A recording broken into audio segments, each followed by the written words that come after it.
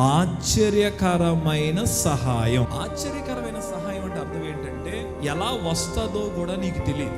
ఎలా వస్తుందో, ఎవరి ద్వారా వస్తుందో, ఎటువైపు వస్తుందో కూడా తెలియకుండా దేవుడు కార్యాలు జరిగిస్తాడు.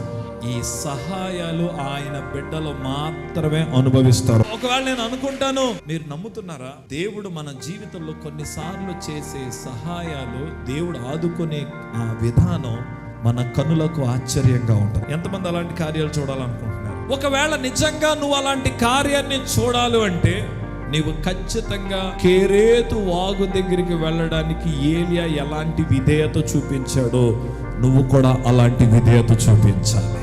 దేవుడు ఏలియాని కెరేతు వాగు దగ్గరకు వెళ్ళు, నేను నిన్ను అక్కడ పోషిస్తానని చెప్పిన వెంటనే ఏలియా ఒక్క మాట మాట్లాడలేదు. మీకు ఒక మాట చెప్తాను వినండి.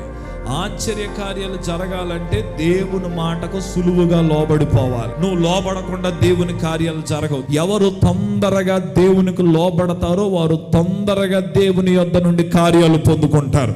నిన్ను నువ్వు దేవునికి సమర్పించుకుంటే దేవుడు కార్యాలు చేస్తాడు.